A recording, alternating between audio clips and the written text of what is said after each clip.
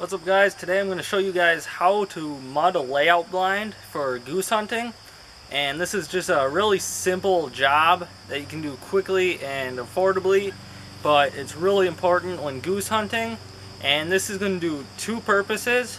One, you're going to create your blind to be a natural color to the ground that you're hunting in.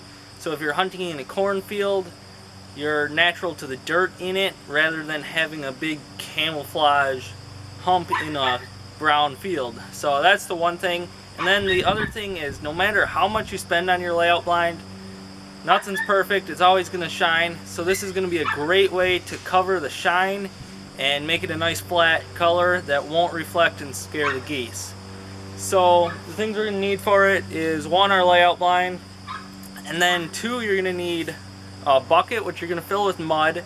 And I did mine at a ratio of like 2 dirts to 1 water, and you're just going to kind of mix it up whatever you want. There's no perfect way to do it. And then you're going to need a broom. So you're going to take that broom and just dunk it into your mud and start to paint it onto your layout blind. And this is just going to be like painting a piece of paper. And I've just tried it a little bit, and it looks like we're going to need a couple layers on it because it's meant to be waterproof, so it doesn't stick very well the first time you do it. So a couple layers is going to be good, and then we'll just let it sit out in the sun once we're done, and then it'll all be dry and it'll be a natural color to the environment that you're hunting in. So let's get started here. I'm just going to do a time lapse on this, and you guys can watch me do it the whole way. So let's get started.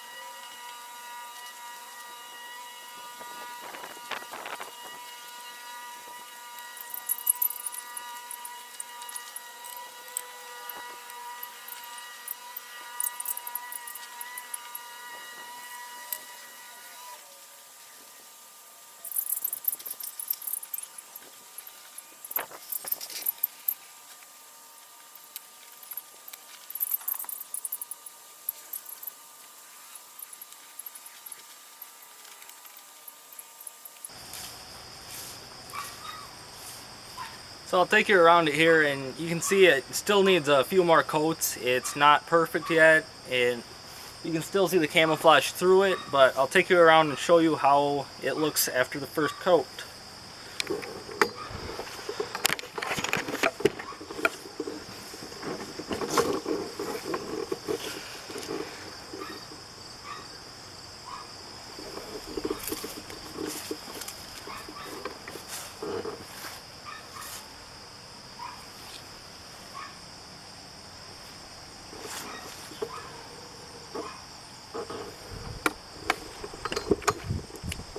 So like I said, it still needs some more coats, so we'll give it some time to dry, and then we'll be back for coat number 2.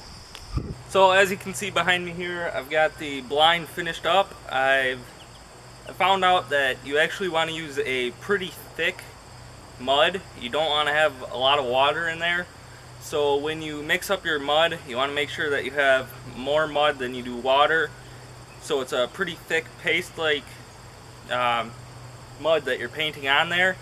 And then I just let it dry overnight, and you can see here it still has shadows and stuff on it, but it has a nice texture on there. You can tell that it's a nice blind because you can't see shadows on the side from the actual blind itself, and it doesn't reflect anything, so it looks good, and it's completed what I wanted to do. And now it looks really natural in wherever you put it, because once you brush it in, it's going to look natural and it won't stand out in the field and everything. So it looks really good, and hope you guys learn from this, and thanks for watching.